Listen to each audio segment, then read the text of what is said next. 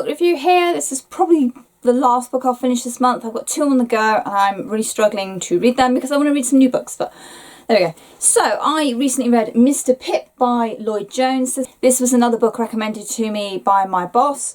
It's kind of vaguely linked to the book Great Expectations by Charles Dickens, but it's more about how stories can help people escape from situations that they don't want to be in. This follows a young girl called Matilda who's trapped on an island involved in a civil war, and effectively they've been cut off from the world. I have to admit I didn't know much about this point of history. The history curriculum in our schools is pretty lax, I have to say. I've learnt so much more by reading books than I ever did in my history lessons. But it's how Matilda comes to discover Great Expectations, finds a friend in Pip, the lead character out of the book, and also the dire consequences of believing too much in the fiction, in trying to escape from your reality. There's a lot going on in this book, and I'm not 100% sure if I actually enjoyed it or not. I quite liked the way that it used the story of Great Expectations to explain why people read, or one of the reasons why people read. But the story on the whole was a bit sort of, I don't know, something was missing and I'm not quite sure what it is.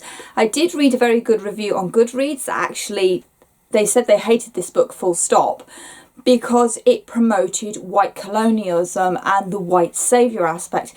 And having looked back on what I've read, yeah, I can see that a lot. That might be the problem I've got with it.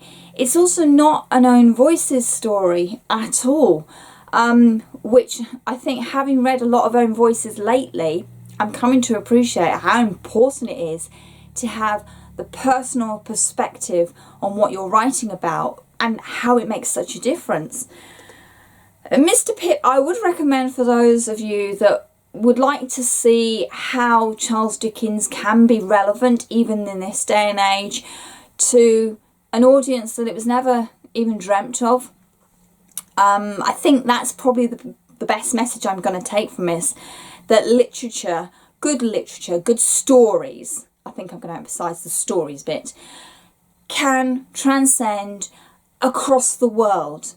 It doesn't matter who you are, there are stories there for you that can help you, that will encourage you, and emphasising that books and characters from books can be your friends when you feel you have no one.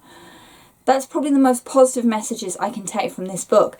But if you start to dig a little deeper, as some people on Goodreads have been doing, there are a lot of issues with this book that perhaps on first viewing you wouldn't think about, and it needs someone else to highlight it for you. So there we go. Mr. Pip, if you've read it, leave your comments down below. Are there any other books out there where they use other stories within their books to either support characters or promote a plot line? I'd be really interested to know what others there are out there, because it's not something I've really come across lately. Okay, I've been reading fantasy and sci-fi an awful lot, so it tends not to happen in that. But if there are, let me know in the comments down below. As always, you can find my social media links and the link to my book blog, where there will be a wrap-up on this month's reading. I'm not going to do a video for it, I'm going to do it on the blog. So please, if you want to know what I've read this month, go and check that out. That will be done in the next couple of days. And as always, there is a link to a small booktuber down below. Please go and check them out. As always, thank you very much for watching and happy reading. Bye.